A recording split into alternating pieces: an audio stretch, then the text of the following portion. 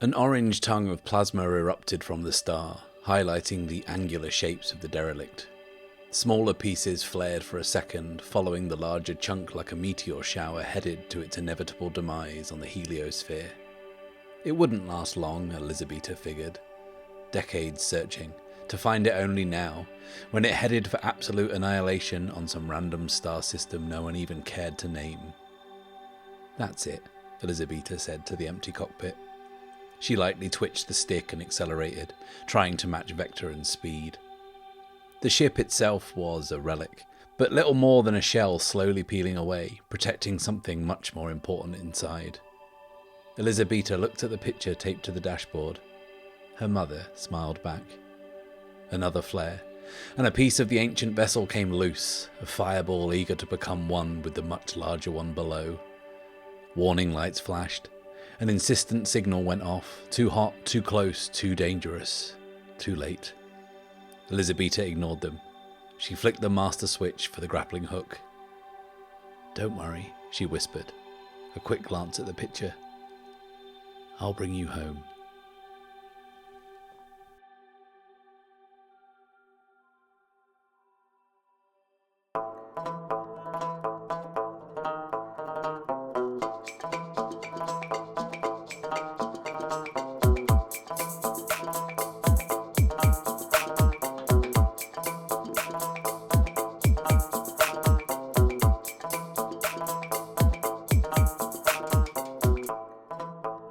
Hello and welcome to the Bad Spot, an actual play where I, Matt Risby, and I alone am playing through Ironsworn Starforged.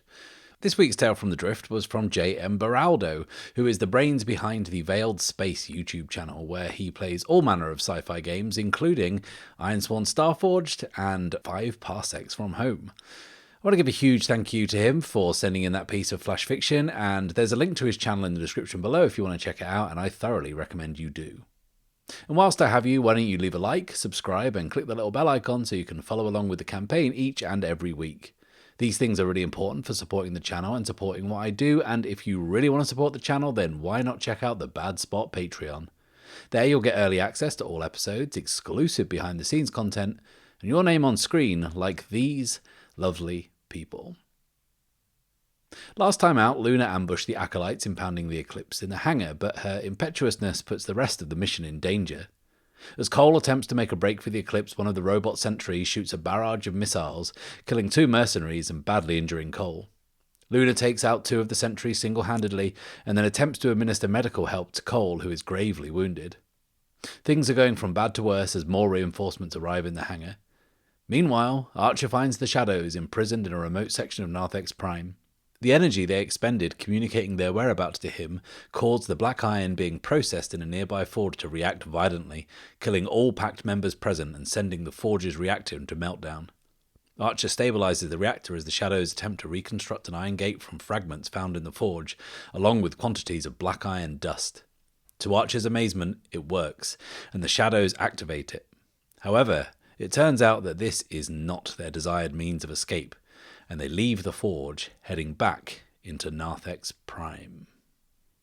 So before we move on, a little bit of something that I kind of didn't do at the end of last episode, not because I forgot, I'd never forget, but for drama purposes, I kind of just cut where it was. But activating the gate, that is definitely a milestone in terms of our quest. I don't know what it means. Like why they've activated it and walked away, but that is a valuable resource that is active and can be used for something. Don't know what. So yes, we're going to go up to 7 on our vow to bring down the Pact. So just get that out of the way now, before I really do forget. So back in the hangar, Luna bundles Cole into the Eclipse as the firefight is raging outside. Like, she needs to move fast or they are sitting ducks. She saw how many Vanguard and Acolytes flooded into the hangar. The reinforcements are really, really, really genuinely now here, and that is a big problem because there could be more coming soon. As gently as she can, she loads Cole into the pilot seat and he starts getting to work, but he looks weak. He looks bad. And he's starting to run some simple diagnostics. And Luna dashes over to Griff, who is docked in his charging station.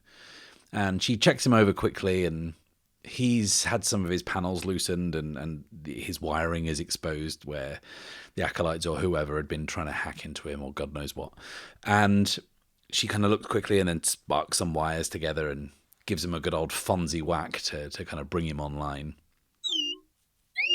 Look, I need you to listen to me. I need you to get us online.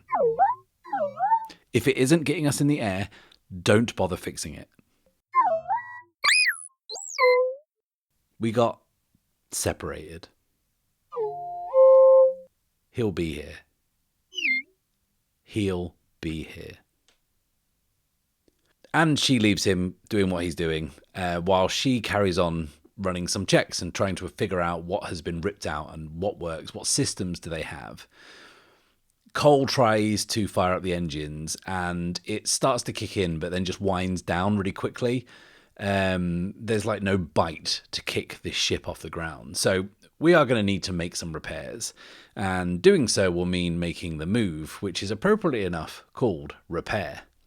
It says, when you make repairs to your vehicles, modules, mechanical companions, or other devices, envision the situation and roll. And then it gives you a few options. We are making our own repairs, so that's going to be rolling plus wits. Now, the Eclipse hasn't got any mechanical faults. Obviously, it's a machine that's faulty, so it's got mechanical faults. But in game rules, it doesn't have any mechanical faults because it hasn't suffered any damage using the rules of the game. But narratively, it's out of commission.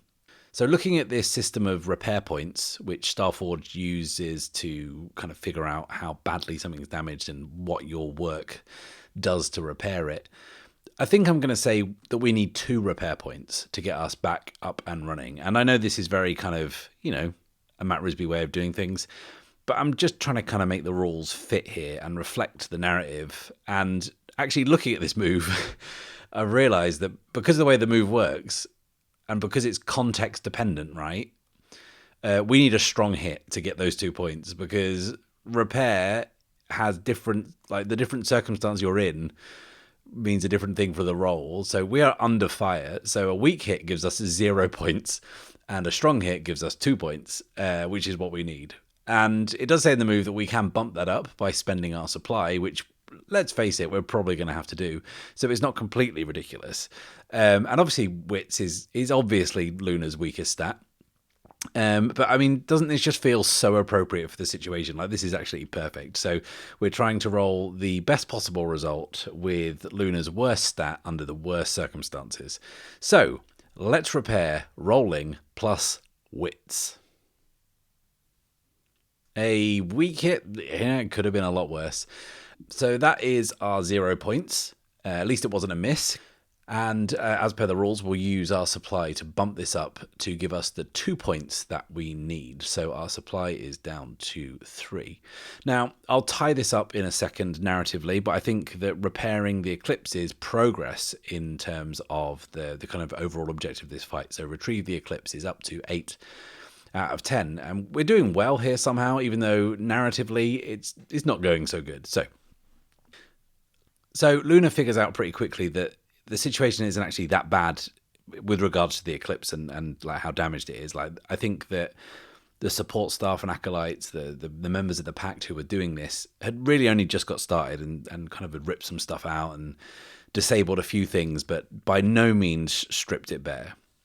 And Cole motions to some unit or other on the console that has been removed, and Griff quickly establishes that this is indeed the issue. Now, I said that the Pact had stripped some of the ship out and it was laid out in the hangar. Now, I think that amongst those parts is exactly the part that we need, what we need to kind of refit to get back in the air. So, realizing this, Luna dashes down the ramp, staying low to avoid the gunfire that's filling the air. And she's so focused, she doesn't stop to look at the situation in the hangar. But, like, it's really, really bad. But she's so single-minded in her purpose because she needs that part. And I think we'll call this part the overdrive modulator. And that is what she needs. And she's kind of rummaging through the pile of scrap and the bits that have been taken out and laid out and finds pretty quickly what she needs. And there's sparks raining down on her as small arms fire pings into the Eclipse's hull above her. And now she looks up. The Pact have closed the distance in the hangar. The mercenaries that are left, there's a group of 4 in behind the wreckage of one of the sentries, and then there is a pair, 2 more, much further away, and they are pinned down and cut off.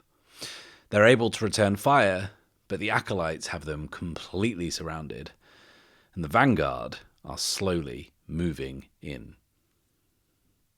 Archer and the Shadows have left the forge and are moving swiftly down corridors, and he's lagging behind. And as he does, he's frantically looking around him on the lookout for acolytes or anyone at all. They've been on the move for about 4 or 5 minutes and have wound back the way the Archer came through the service corridors and staircases, and even though the siren is still blaring and the emergency lighting is on, they haven't run into anyone yet. And that is until they exit a small access hatch on a corridor that Archer recognises as being part of the maintenance area where he killed the 2 acolytes. And as Archer and his 16 companions file out into this narrow corridor, they find themselves flanked on either side by service staff in their simple grey overalls. Archer levels his pistol and is ready to fire before realising that they are both frozen, as if statues. The Shadows don't even pause. They continue walking as if the service staff aren't even there. And as Archer draws level with one of them, he can see a faint yellow glow behind the eyes, a slackening of the jaws, as the Shadows have this person bound by some powerful force. There's no time to stop. The Shadows do not stop. They are singular in their purpose. And they follow these tight corridors and staircases for a few more minutes. Archer has no idea where they're going, but he has to trust it. He has to trust them. They don't run into anyone else, which is suspicious. But they keep going. They keep going until they reach a familiar sight, or familiar to Archer anyway, because they find themselves outside the double doors of the transit system. The gauge above the doors indicate there is a carriage incoming. The Shadows wait patiently. Archer is nervous. He is super anxious, but the Shadows are expressionless, emotionless, quiet, still. Totally at odds with the sirens and the alarms and the stakes and the general level of panic that is gripping Archer. But he is swept along. He doesn't know where he's going or what he's doing, but he feels it. He feels an instinct. He must be on some level being controlled by the Shadows, he thinks, or they're at least using their power to guide him. It's hard to know for sure, but he trusts it. He has to trust it. Archer's train of thought is disrupted as the carriage grinds loudly to a halt behind the doors, and they slide open to reveal a carriage full of acolytes, heavily armed and ready for action. There's maybe 20 of them.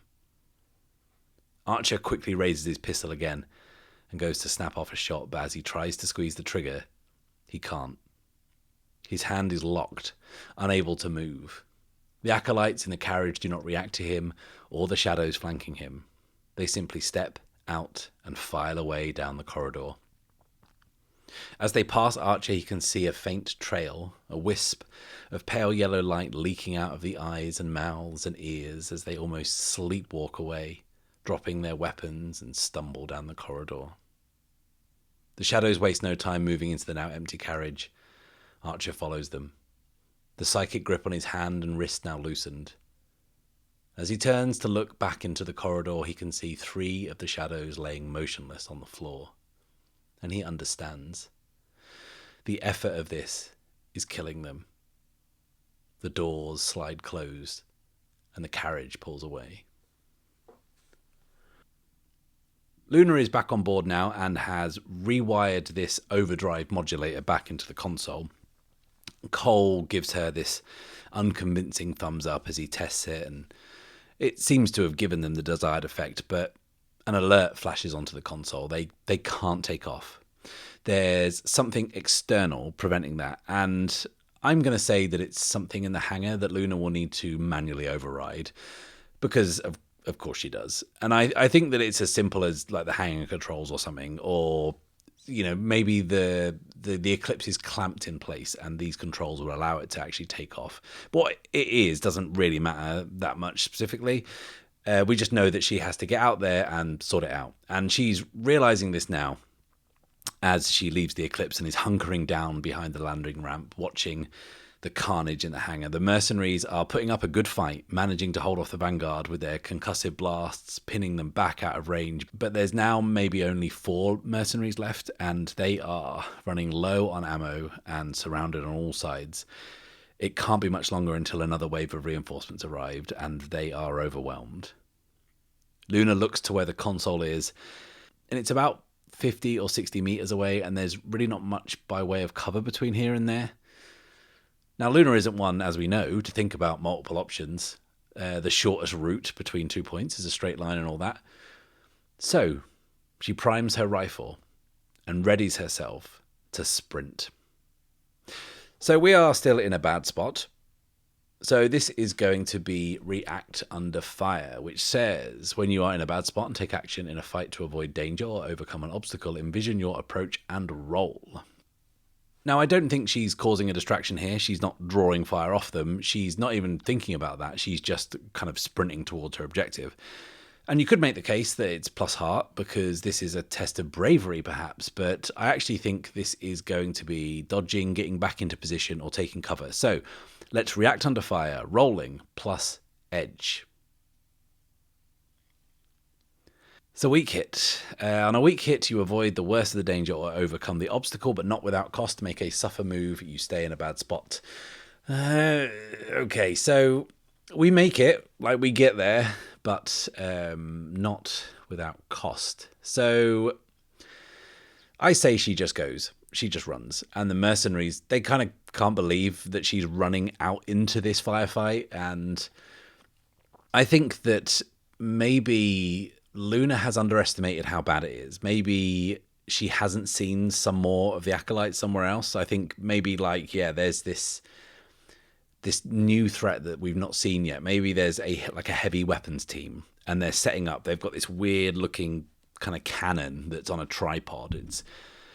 It's kind of bulky and covered in levers and knobs, and the barrel is weird, kind of conically shaped like a drill, like a boring drill.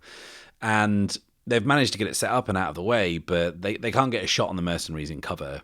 But what they do have a clear shot of is Luna, and because she's in the open, and crucially the console that she's running towards, that is basically right in their direct line of fire. And the mercenaries have realised this, and they try and lay down some sort of covering fire, which forces some of the other acolytes back, but this heavy weapon is charged and it is ready. And the spotter in the team is looking through this kind of brass periscope type thing, and he tracks Luna, and they fire. And there's this streak of kind of purple light, and it cuts through the hangar, and it slams into the floor about 5 meters behind Luna, but the blast sends her flying forwards, thankfully towards the console, but she's got no control over her body, and she crashes down. She lands heavy on her shoulder, sliding the last few meters headfirst into this heavy, bulky piece of equipment. And she's dazed for a moment, and she reaches up and touches her head, and the first thing she feels is the cracked lens of her goggles. She looks at her fingers, and there is blood, and shortly after, a steady trickle turns the green and blue streaks in her hair red. So we'll take a hit to our health here. So we will bump down to 3. So I think that's kind of appropriate. And she tries to get to her feet. She's woozy. Her head is swimming. The sounds are kind of dampened. Her vision is blurred. But she tries to shake it off. The scene is eventually kind of coming into focus. And she can see clearly now. She sees 2 more of the mercenaries fall. How many is that left now? It can't be many more than 2, she thinks. She can see where the blast that nearly got her came from. And she can see the heavy weapons team. She can see them reloading. And she can see the spotter sizing her up through the scope. And she can see that she's in trouble. She uses the console to pull herself up and tries to focus on the controls, focus on what they do, but it is baffling. She just starts twisting knobs and pulling shafts and rotating dials, pushing sliders up and down in the hope that it might do something. And she's frantically punching these switches and hammering the controls, and she can feel the laser fire whizzing by her. She can see the Vanguard out of the corner of her eye advancing, but she has to find the right button. And she does. The clamps around the Eclipse's landing gear crunch open and orange lights begin to glow and spin, indication that there is a craft ready for takeoff.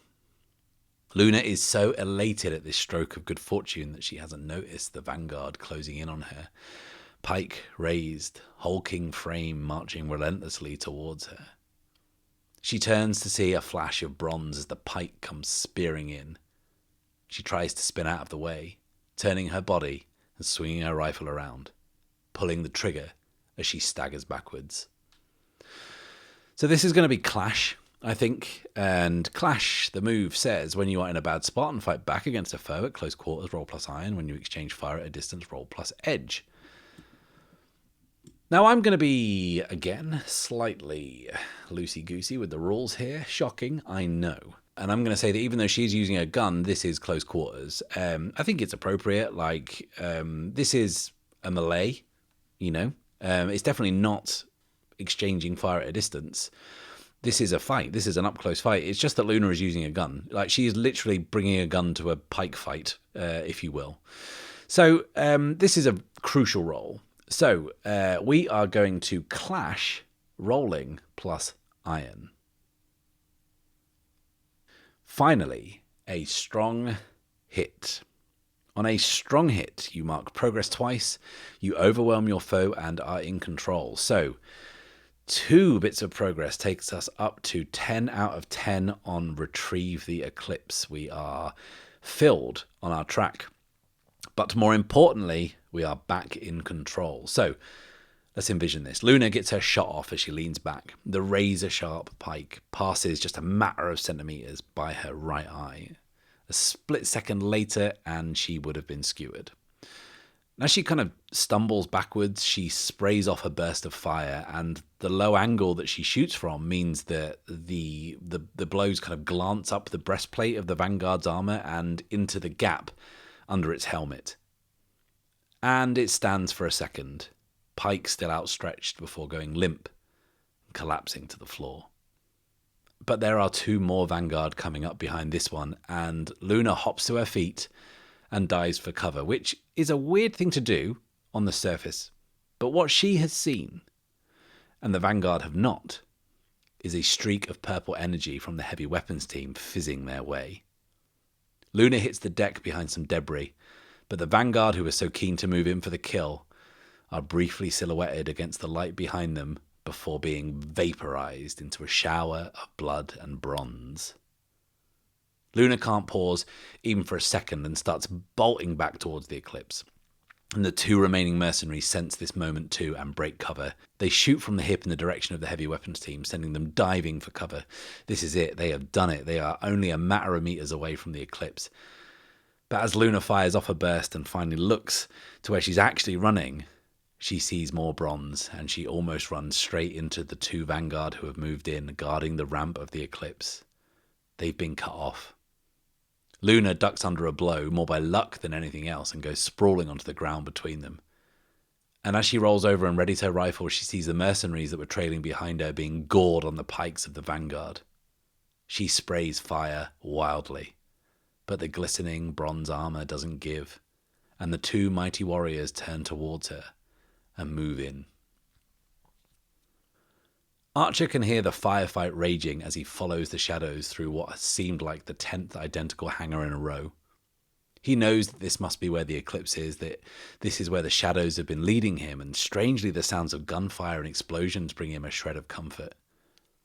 If he can hear it, it means there is still fighting, and if there is still fighting, it means that Luna and Cole are still fighting, and if they are still fighting, they may still have a chance.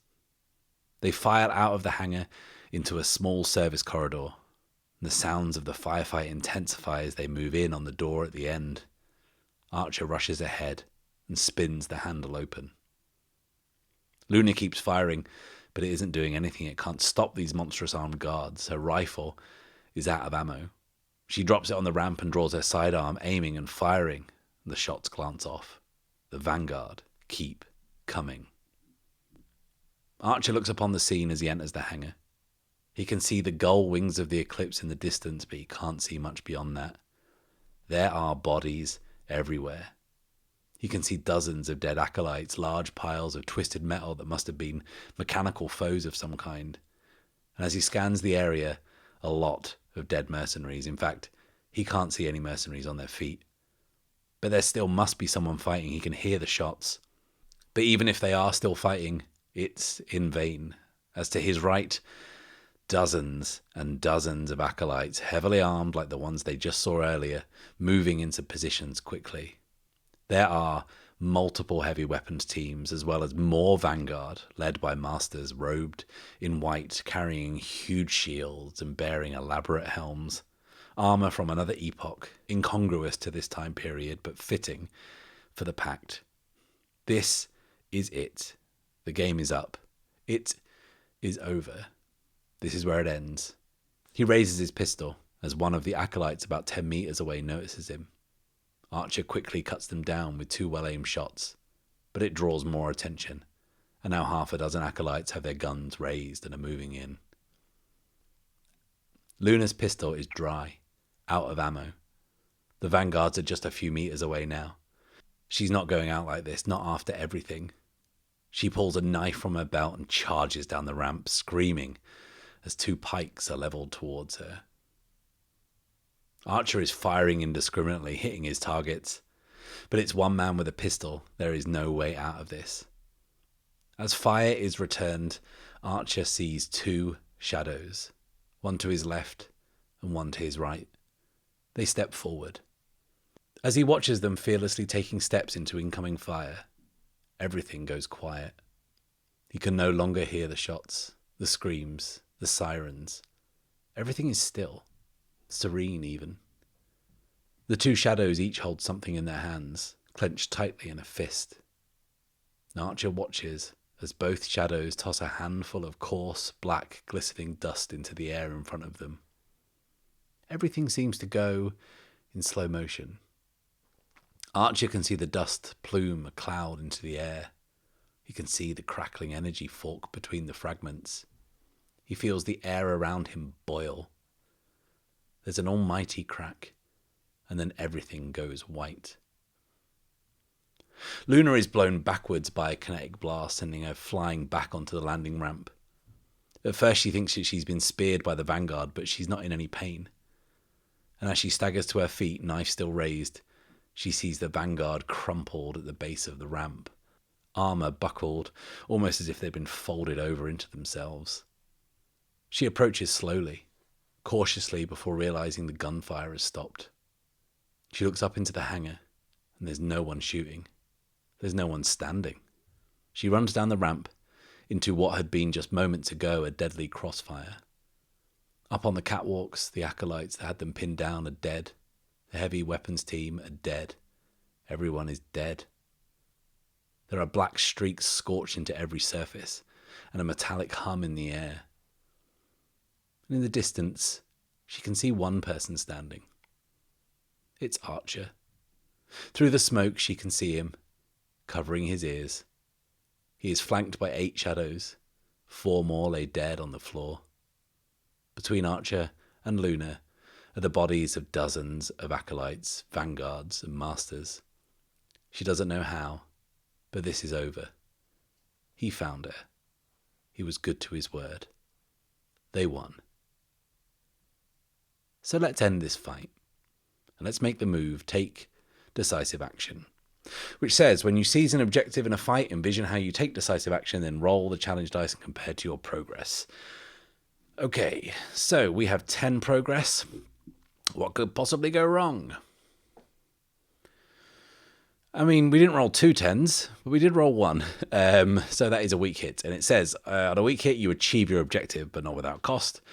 Roll on the table below or choose one. And there's a pretty obvious one we'll choose. It's the option that says others pay the price. Someone else suffers the cost. Because I have something for that. But we'll come back to it. Finishing this fight also counts as progress to our vow, definitely, because defeating a notable foe kind of feels like underselling this fight, but I think that is definitely progress. So we are up to 8 out of 10 on Bring Down the Pact. So the shadows step quickly over the bodies and move past Luna and head straight to the Eclipse. They don't even acknowledge her. Archer has sticky red blood and a nasty looking burn on his neck, and he notices Luna's blood-streaked hair.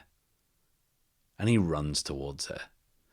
Just as he reaches her, Luna says, "Don't," and he hugs her, and he nearly lifts her feet off the ground. And she says, "Okay, I'll allow it, just this once." And she pushes him away and says, "Come on, let's get the fuck out of here." And Archer nods and says, "Yes, let's." And they hustle over to the Eclipse. They go up the ramp and inside, and Archer is immediately comforted to see Cole at the helm, already pulling back on the yoke, lifting the Eclipse up and towards the hangar exit. He can see the glistening stars against the gloom representing freedom. Archer has never been more pleased to see Griff and gives him an affectionate pat. And he also notices that now he's gone back into standby mode because, of course, he has. And Luna says, "How are we going to get clear? They've still got fighters, armaments, tractor beams." She's looking to Archer for an answer, which he doesn't have. He looks back towards the shadows, and in that exact moment, he sort of just knows.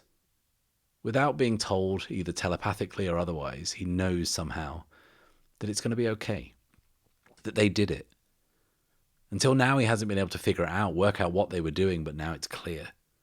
He can't put it into words for Luna, so he just smiles and laughs. Back in the forge, in the huge industrial workshop, the reactor is shaking violently. The control desk that Archer used to divert power away from it now has needles spinning wildly into the red. There is a powerful, low metallic growl emanating from the furnace. Pipework and ducting all around the giant room begins to groan and buckle and warp. Rivets are sent shooting as steam begins to escape in fine, powerful jets. As the reactor fails, a chain reaction begins to spread outward from the forge. The prison that recently held the shadows is hit first, flooded with hot, liquid metal, bursting through the walls. Corridors collapsed, acolytes running between areas are shriveled and scalded to death by waves of white-hot steam piping through every inch of this area. A few more seconds and this whole section is going to blow. But the iron gate laid out on the floor still thrums with power. The white light at its centre glowing intensely, even as the room collapses around it. The light at its centre swirls pink, then violet, then red. The entire room fills with a rusty red dust as the centre of the gate begins to darken as a shape approaches from the other side. The Eclipse pulls clear of the hangar. Cole plunges the yoke down, gunning the engines. The E-drive is almost ready to fire. Archer and Luna move to the rear viewport to see Narthex Prime behind them. It is so vast it doesn't seem to ever get any further away. They watch as the missile arrays slowly turn towards them, tracking them. The gate is now a deep, dark red. The fragments held in place by this energy now crackle and explode as a huge, twisted, metallic snout breaks through. Archer and Luna watch on as they see a small explosion bloom in the distance. Archer figures that's where the forge is or was. It's some distance that he covered. An epic undertaking reaching the hangar. The explosion spreads like a string of pearls across the surface of the complex, but this is still just a thorn in the paw of a mighty lion. Luna thinks that at best, this will buy them seconds. But Archer knows what's happening, and he points to where the first explosion appeared. And seconds later, he sees the structure fragment as a familiar, horrifying, yet inexplicable sight unfolds before their very eyes. The Leviathan, the chaotic construct that stalked them through the spine of Kronos, the capital ship-sized abomination last seen as they used the precursor vault as an iron gate to escape that dreadful place, bursts through the surface of Narthex Prime. Its jaws open, pluming with red dust, flames rising up either side of it as it emerges. Explosion after explosion now spreading quickly across the mighty city-state space fortress. And then the great beast is engulfed as the reactor melts down completely, and a shaft of white light shoots through the cracks caused by the Leviathan's breach, splintering Narthex Prime into two with a titanic boom. Luna's mouth is hanging open. Archer turns to Cole and says, "Punch it!" Cole uses every last bit of strength he has to plunge the handle of the E-Drive down. And instantly, he can tell that whatever was inhibiting Eidolon travel in this sector is now finally down, as the E-Drive kicks in with real bite.